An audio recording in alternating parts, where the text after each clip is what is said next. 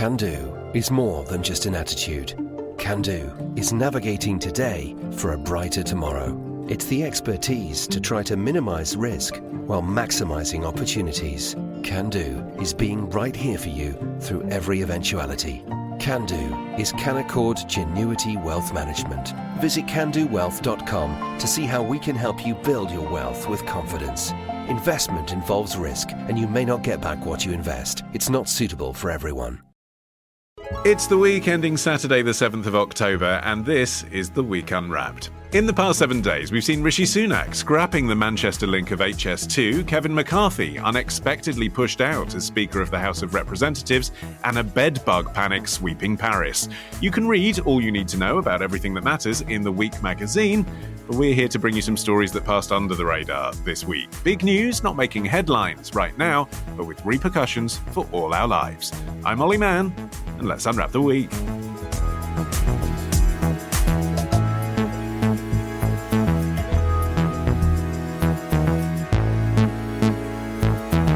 And joining me today from the daily podcast Today in History with the Retrospectors, it's Arion McNicoll. From BBC Sport, it's Emma Smith. And freelance science and climate journalist Jessica Hullinger is back on the show as well. Arion, you're up first. What do you think this week should be remembered for? This week, Nordic noir crime fiction turned just a bit too real. We have an increased level of terror right now in Sweden. The police cannot do all the work against crime themselves. The armed forces have special abilities to support the police within the current law, such as logistics and intelligence gathering, as well as competence in assessing future risks and targets. Prime Minister Ulf Kristersson speaking at a press conference last week. Arion, what was he talking about then, and what's happened this week? Yeah, so he was talking then about his intention to meet with the head of the Swedish armed forces, Mikael Biden, to discuss ways to stem gang violence following this enormous wave of attacks that's resulted in the worst month for shooting deaths in Sweden since records began back in 2016. At least 11 people were killed last month in largely gang-related shootings, and also a bombing that blew up a house in the central Swedish city of Uppsala that killed a woman in her 20s. And that's part of this really growing picture of violence in the country. Last year, more than 60 people died in shootings in Sweden, and that's the highest figure on record as well. Okay, and so the thing that's happening this week is he is meeting the military. What's he saying to them? Well, it's not quite clear in what capacity the military might get involved in the business of tackling Sweden's gang problem, but previous proposals have focused on the idea of basically soldiers taking over protection duties from police so as to free up more resources for crime fighting within the police force. And we heard him there, Emma, albeit in translation, using the word terror to describe what's going on. Do you think it is fair to describe this gang violence as terror? Is it affecting people who aren't involved in gangs? Yes, it is. As said, 11 people on record as dying in September 2023, which is as Arion says, the highest since record began. Bomb attacks as well. There were 4 in an hour at the end of August. And these are things which are affecting Swedish daily life. Obviously, you have to take in a certain amount of political rhetoric into it, given that Ulf Kristersson is a right-leaning anti-immigrant prime minister, but it certainly is. It has to be said that that what has been happening in Sweden in recent weeks has certainly had a huge impact on public life. And it's not just in the cities anymore, Jess. I mean, that's the change, isn't it? That appears to be the case. We keep saying since records began, and we're only talking about 2016, but obviously Sweden was not a place that was renowned for gang violence before 2016, so I think we can say this is a pinnacle. It used to be in recent years in Malmö, in Gothenburg, in Stockholm, but now it's in small towns across the whole country. Yeah, so there's one estimate that says that 30,000 people across the country are now affected by or have some ties to gang violence, which is really quite astonishing. And I'm struck by some of the stories about this. There's some concern that this could actually be affecting democracy in Sweden because gangs are becoming so prevalent and so powerful, especially, well, even in small communities, that they're sort of overrunning political conversations organizations and parties there. I saw one report that a mayor turned up to like her own town hall and found the whole thing sort of overtaken by people who were in gangs, basically banding together and overtaking the politics of that particular small area. And there's some concern that this could be elevated on a more national level, which is really quite alarming.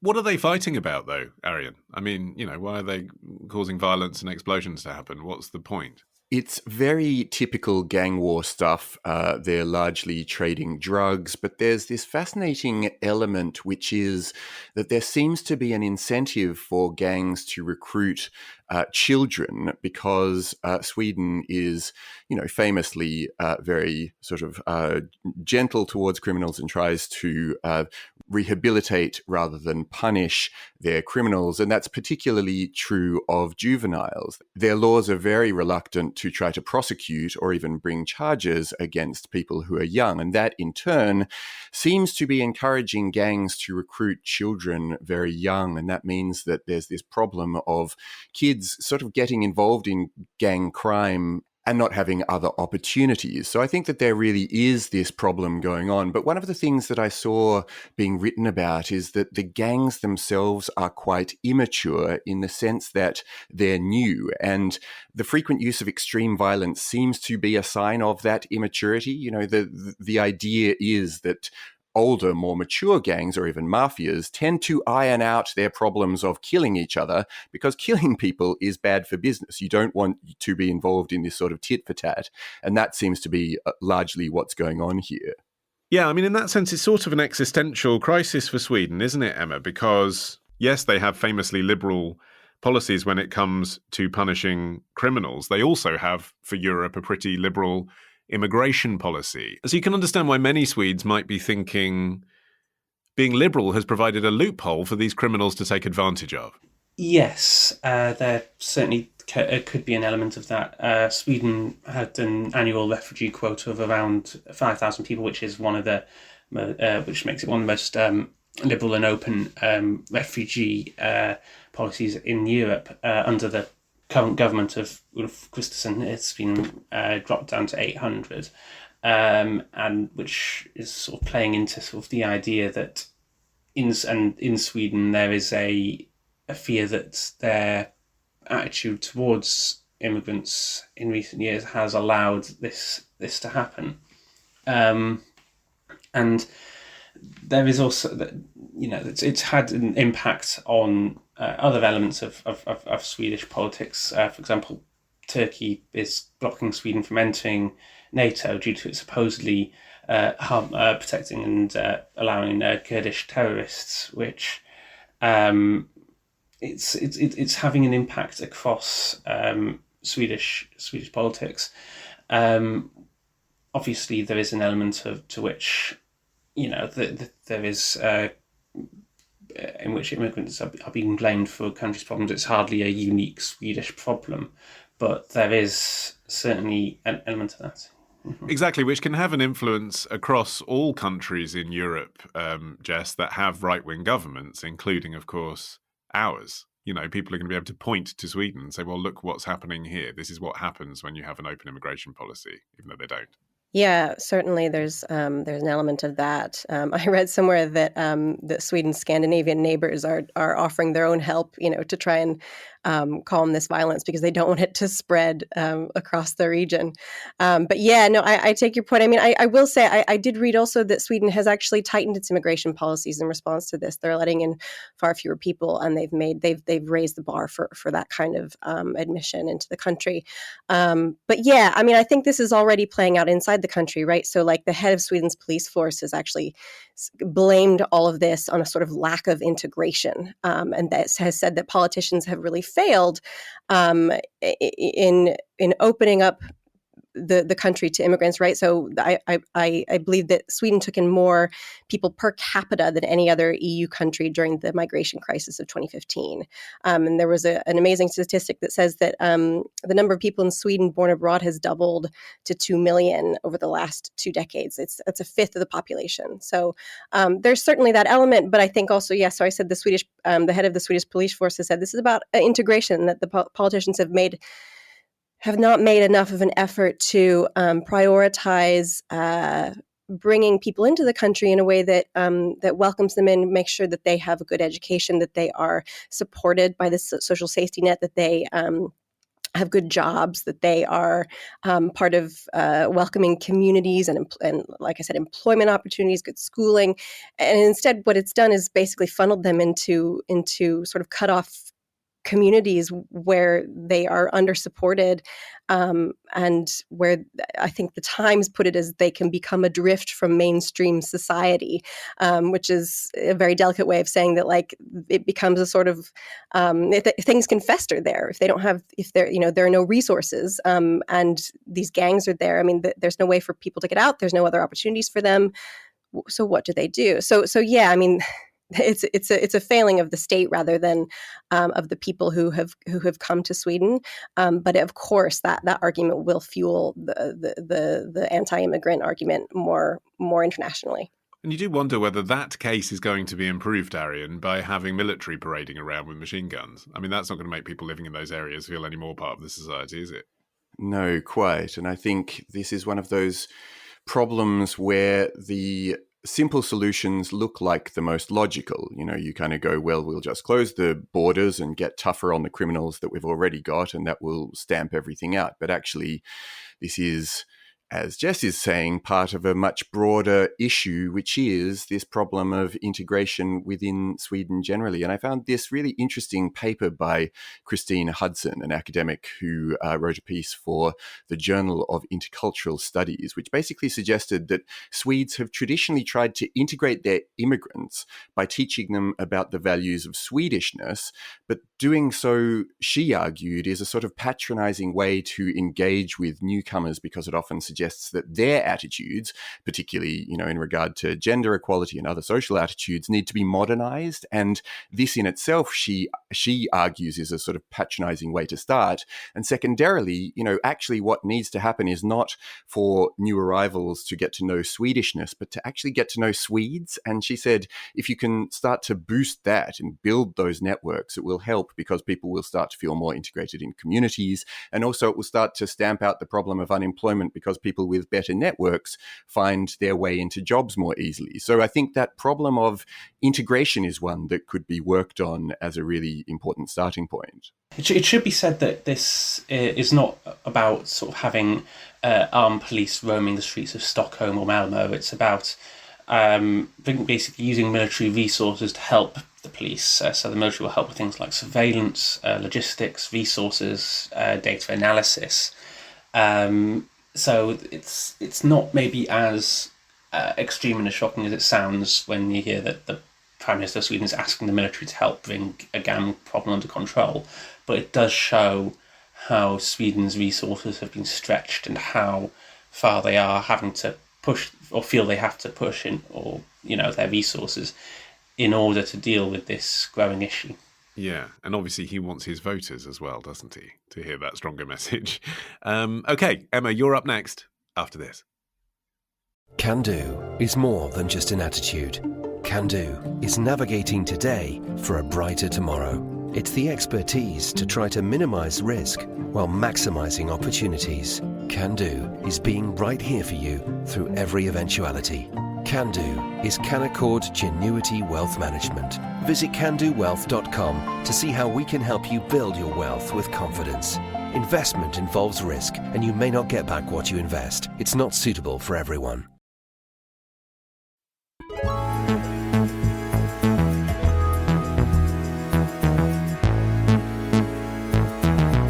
Emma, your turn. What do you think this week should be remembered for? This week, White's future at John Lewis was no longer bright. Inevitably, with the market's never been as competitive, and inflation hit both John Lewis and Waitrose like a tsunami over the last year. But we're adapting, we're adjusting, we're ensuring that we've got great quality, but also affordability, because everybody's feeling the pinch at the moment. Dame Sharon White speaking to ITV's Good Morning Britain earlier this year. Emma, remind us, who is Sharon White and what's happened this week? Dame Sharon White is for the time being, the chair of John Lewis. John Lewis, for those outside the UK might not be aware, is a chain of UK retail stores, department stores, and they also own the supermarket brand Waitrose. This week, Dame Sharon announced that she is to step down in February 2025, which will be after she's served in the role for 5 years, which is would make her the shortest serving chair of John Lewis in the department store chain's near 100-year history. So, did she jump or was she pushed? She's technically jumped. In reality, I think that her departure has not been unexpected. John Lewis has struggled in recent years. It posted a loss of £234 million last year, leading to them scrapping annual staff bonuses for only the second time in their history. The previous year, in which they did not pay staff bonuses, was 1953. 2022 was only the second time that that's happened. And it's an indicator that that this flagship chain of UK business has really struggled, and the woman in charge is going to be leaving as a result. I mean, she would say, Arion, and I've seen her say in various interviews, including that one, with that strange mix she has of kind of calming but also nauseating smile throughout whatever she's saying. She would say when she became chair, she never could have predicted, which is true, of course, that there would be both a pandemic that would shut many of her stores for a couple of years and that you would have this massive cost of living crunch. And from that point of view, can we judge her time in the chair? Because anyone would have struggled with those circumstances. I think that's true. And I read a bit of commentary from a woman called Natalie Berg, who's the founder of the consultancy NBK Retail.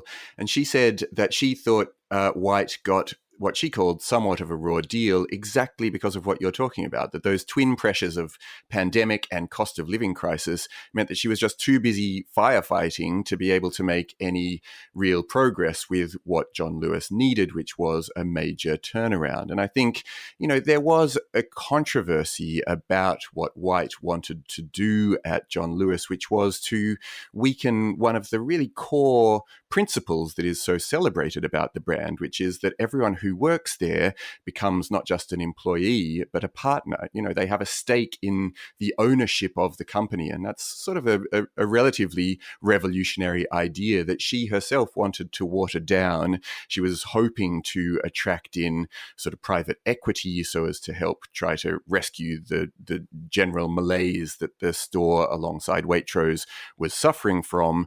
But, it was problematic internally because everyone who was a partner who worked there, from the sort of comparatively low-level workers right up to the board, would have felt some slight in that. And I think externally there was this kind of, there is a broad celebration of what that represents to a lot of people. So I think that she just faced a lot of pushback with the major thing that was meant to be her legacy in relation to this company, and she wasn't able to get it off the ground. It's kind of funny hearing all that in an Australian accent, Jess. You obviously, as an American as well, have come to the UK and seen John Lewis and probably sort of learnt about what it was. As I imagine the first time you walked into John Lewis, it just looked like any other store. That it is part of the sort of cultural fabric of the British middle class, and that it has this very precious employee ownership structure. You could argue that's an almost impossible thing to try and govern. It has national treasure status, but it obviously needs to change because, other department stores, look at Debenhams, aren't with us anymore.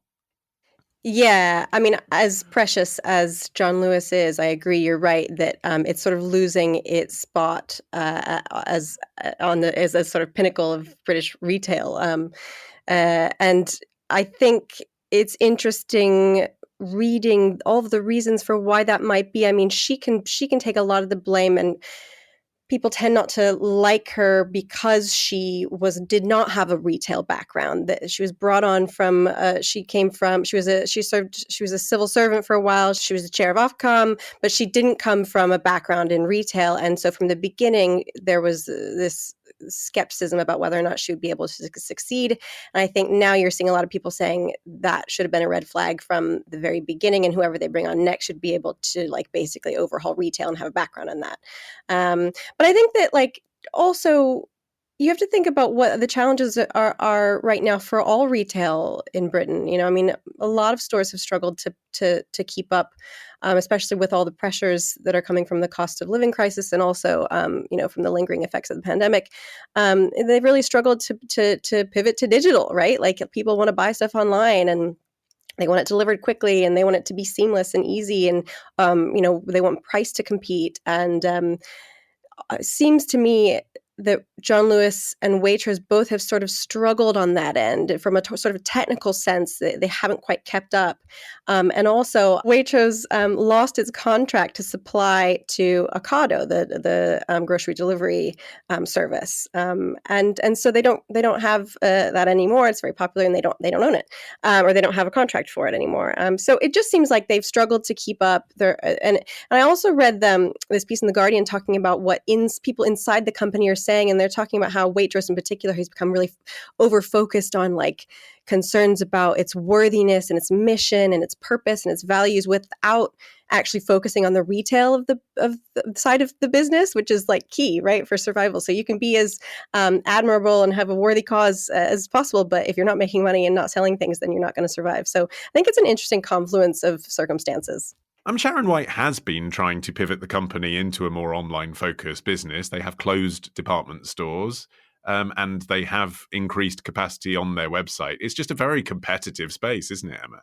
It is, absolutely. And I mean, Dame Sharon was always going to have to oversee cuts when it came to their physical stores. Waitrose expanded from 126 to 336 stores since 2000. And amid the change in the shopping landscape to more online, plus the impact of things like COVID and cost of living, that was never going to be sustainable.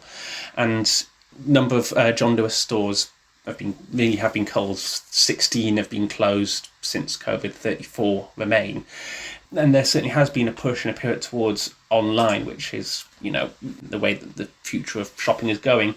But it also has the double-edged sword element of the fact that cuts away from what John Lewis's core audience has always been. John Lewis has always been, the go-to shop. If you can't find something somewhere else, John Lewis will probably have it. If it's clothing or sort of, furnishings or something for the house, whatever. But people have Amazon for that now. Well, do they? That's the crux of it, isn't it, Arion? When you are having a kid for the first time and you go to their nursery department and they show you around all the cots and let you try all the car seats, or when you have a personal styling appointment, because, whatever it could be, you've just had a mastectomy, there is no other store in the UK that offers that kind of service. It's just that I guess people then go online and buy the stuff from somewhere else. But does that mean that the stores have to be a liability? I think not. And I think that, it's so easy to see online retail, especially in the form of Amazon, as being the reason why so many of these iconic stores tend to fail. But if you look at something like Marks and Spencer, which after all has its HQ just down the other end of Oxford Street from John Lewis's HQ, it's really buzzing these days in a way that John Lewis isn't. And partly it's because they've kind of revived the basics of their offering. They've overhauled the food that they present, and whereas Waitrose is comparatively cramped down in John Lewis's basement, and M&S has really revived its clothing for both men and women. And I think John Lewis has an opportunity to make much more of its Oxford Street store and all of its bricks and mortar stores around the country, because it has this great history that it can look back on. It was founded in 1864 by this silk buyer, John Lewis, you might be unsurprised to learn. And then it sort of went straight through. It was like this household icon through to even the war when the Oxford Street was damaged, and it then had to reconstruct itself in this quite modernist way. It's got this 60s cool in the Oxford Street store that is really, could be something that it could make much more of. It's interesting in a way that even the bar on its roof is referred to on lots of websites as being like this secret that you might want to get involved with, that is that sort of highlights the fact that John Lewis itself has been so bad at selling what it has, which is this great piece of physical real estate that it could make much, much more of. And that tendency of people, as you say, to still go into the shop to kind of be shown around their baby department before they have a baby could be something that it trades on. And people are still coming into the store. They just need to continue to sell products. Do you think it can be turned around, Jess? I hope so. As you sort of touched on it earlier, this idea of me coming from America and sort of learning about John Lewis, and I find it really charming and Oh no, that's the death knell, isn't it? When American says I it's charming. know, I know. The American Which means finds it crap. charming. I do. I do hope it turns around. I think that they're going to have to do a lot of work. I think that this shows that you can't just rely on being on having always been there in order to still be there. So I think it's going to take quite a lot of work. Yeah. Okay, Jess, you're up next after this.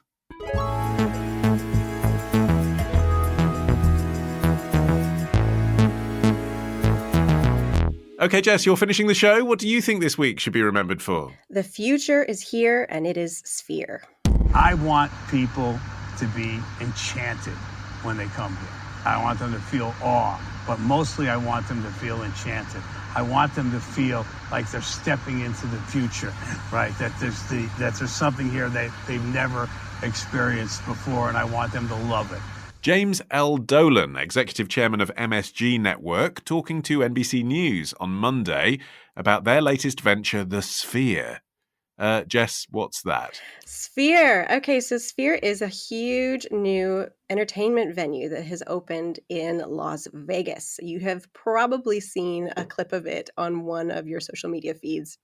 It looks from the outside like a giant glowing orb on the ground, and on the inside It looks like a giant glowing orb on the incredible. ground. Yeah, it's pretty amazing. So the news is that this week, or I think sort of towards the very end of last week, so this week the news is coming out that U2 played the inaugural show at this new venue, and it is pretty incredible. The images coming out, the video coming out from inside the Sphere, are completely mind blowing. And it's sparked a lot of conversations about what this new venue means for the future of live entertainment, because this venue has a lot of capabilities that other venues don't. So, for example, it's got this wraparound LED screens on the inside that can project images from all sides and basically make you feel like you're inside of an alternate reality. It can transport you to a desert or space or onto a roller coaster or whatever. And then it also has machines that can create wind and control temperature and change the way that the air smells. So it can really, it's almost like virtual reality experience, but in real life. And so it could really change the way that that entertainment happens. Could it? What does this mean for the future of entertainment, do you think, Arion? It's funny. I was reflecting on the fact that the opening show is this 25 night residency from U2, and that they're showcasing Achtung Baby, which is the 1991 album that sort of sits as their transitional moment from being, I don't know, these sort of earnest Mean Streets bluesy rockers to this high art, message driven stadium rock superstars. And I think that the Sphere and the show that they're doing there mainly highlights the latter. Achtung Baby was the album that they toured with their Zoo TV tour, which was all about maximalism. But I think apparently from what I've read about the show, and it looks stunning. It looks absolutely incredible, is what they're doing in there. But it has moments where they bring it all back, that it isn't just spectacle. There's moments where they just strip it all down to this very, very spare stage, which was designed, by the way, by Brian Eno, and just have a very sort of intimate experience that you could imagine that it's just you and U2 in a much smaller space. So I think that what's fascinating about the Sphere is that it sort of offers both opportunities, but I think the big thing that's got people talking is that ability to sort of launch you into outer space of creativity. And holy moly, the visuals do look incredible. It does look incredible, I have to say myself. I mean, looking at what they've managed to put in there, it feels very pioneering, and certainly you get bang for your buck. But it's a lot of bucks, isn't it, Jess? How much does it cost for a ticket? Oh, the ticket prices, I mean, they started pretty reasonable. I mean, they started at like, I don't know, $130 or something. And of course they got snapped up by scalpers as tickets always do. So I don't know that it faces the same. I mean, I don't know that it faces unique issues with its ticket pricing. I mean, it costs something like $2 billion to build. So there's that $2.3 billion to build. But my point, though, I mean, Emma, my point was, it used to be if you went to go and see your favourite band, it was a lot more affordable than even that cheapest ticket price there. Now, because you're going to see a spectacle, people expect to pay more, and maybe they feel that that's justified because of the spectacle. But it does mean that sort of live music that isn't like that is sort of falling between two stools slightly. Yeah, paying that much for a big concert to a band like U2 in Las Vegas, I guess that's a fairly standard price. But if this is the future of sort of live music, it does sort of leave, concerts as they have been in the past looking sort of quite old-fashioned. But I suppose that both in terms of wanting to sort of progress the art form on, plus getting people back out going to big events like this post-COVID, there is a element of you have to provide really a spectacle even outside of the music. And I think that, it's clear that sort of with Sphere, that even for a band as big as U2, there's an element to which the venue has to be the star even as much as the headline act themselves. Well, that's it, isn't it? You think about ABBA Voyage here in London, which was designed by the company that in part contributed to the way that the Sphere looks as well. And you think, yeah, okay, ABBA, U2, you can fill those kind of venues with those kinds of artists. There's not that many of those kinds of artists, are there, Jess? Like, what do you do on a Tuesday night? You can't just snap up the band from the Dog and Duck. Yeah, I mean, I think you're right in that, like, this will mainly, at least for now, it'll mainly be for like the biggest superstars in the world, Beyonce's and the Taylor Swifts and whatever. And I until there are more of them, which there will be more of them, the rest of the non-mega superstars will have to settle for standard stadiums, which they're pretty amazing as they are, but yeah, I mean, I think the interesting thing is like that it probably will expand and there will be more of them. There was one planned for London, which is proving to be quite controversial, and you can understand why, right? I mean, this is a glowing, massive billboard that probably seems quite at home on the Las Vegas Strip. But if you are in Stratford, which is where they were planning to put the next one in London, you can understand why locals would be a little bit worried about the light pollution that this is going to bring. I read somewhere that the company that's trying to build it was handing out like blackout blinds for the locals, which is pretty insulting. But yeah, I mean, I think that I think there will be more of these, and I think probably people will say I was at the first one, like, because it felt, watching the videos from that, it felt like people were having a sort of otherworldly, monumental experience. And I think you will get people who say, like, I went to the first ever show at the first ever Sphere. I was there. I think it'll be that kind of cultural moment. Yeah, there's one incredibly dramatic moment in the set which was captured by some viewer who was there and like has been posted to TikTok and now viewed 13 million times, which is when the entire screen of the thing was taken over by this computer simulated image of the sun rising over the Nevada desert. It was a piece in the production that was done by artist John Gerard, and it looked incredible. Like, it was, there are so many shows that come and go, and I'm like, I'd quite like to see that. But this was one that I was like, I desperately wish that I was there. It's just like, the scale of what is being shown does look unlike anything else that's ever come before. And, for all of its faults, ticket prices and, the fact that it's only going to support a small number of bands, I think, having a destination type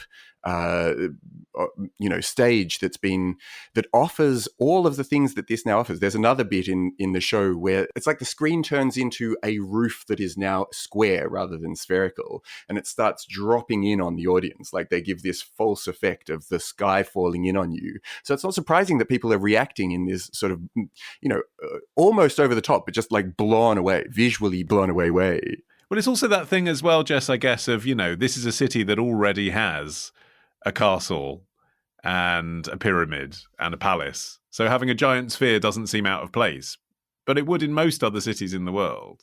Yeah, I mean, that's what I mean, is that like this is perfect in Las Vegas, and it makes sense why they chose that particular location for its first rollout. So yeah, no, I mean, I think they will certainly run into pushback from people who actually live near the proposed sites for these new spheres, wherever they are going to be. Then they will have to navigate that very delicately. But I think they will be in most major cities, I would say, within the next 20 years or something. I would not be surprised. Best live gig you've ever been to, Jess? Best live gig was Tom Petty and the Heartbreakers. I don't know, maybe 15 years ago. No, couldn't have been that long, but a while ago, in Indiana, outdoor venue. And it was in the middle of a really bad thunderstorm. And a lightning strike caused the power to go out on stage in the middle of the song Refugee. And Tom Petty kept singing, and so did the rest of the crowd. And the crowd just carried the song until the power came back on. That's cool. It was so amazing. That wouldn't work at Tottenham Hotspur Stadium because the only Tom Petty song anyone knows in the UK is Free Fallin'. But they're not real good fans. Story. Arion.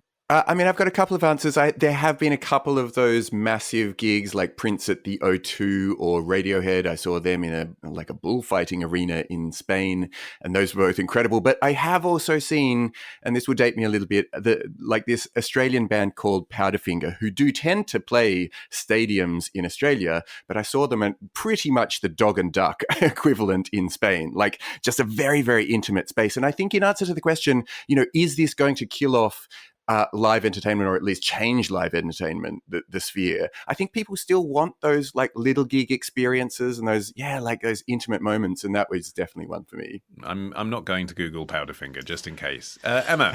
Well, I mean, I'm a terrible person to ask for this because I very rarely go to gigs. I'm the person spends their ticket money on sports events. But when I was at uni in Sheffield, I regularly went to the Tramlines Music Festival, which is sort of held at venues all across the city, and saw some really cool bands. I don't know what it is about seeing outdoor gigs in absolutely terrible weather that makes them really good.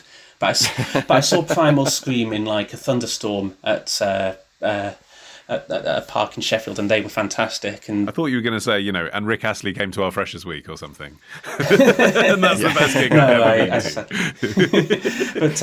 been to. But that's a music festival where you have all sorts of bands playing in all sorts of tiny, sweaty pubs, and those are the ones that sort of stick out, as Arion says. And you, Olly? Do you know, I've spoken about mine before, I think. It was REM at Glastonbury, and will always be. Okay. My thanks to Arion, Jess, and Emma. You can follow this show for free, and you can get every episode as soon as it's released by searching for The Week Unwrapped wherever you get your podcasts and tapping follow. You can also get 6 free issues of The Week magazine with a trial subscription if you go to theweek.co.uk/subscribe. In the meantime, I've been Olly Mann. Our music is by Tom Morby, the producer, Sophie King at Rethink Audio. And until we meet again to unwrap next week, bye-bye.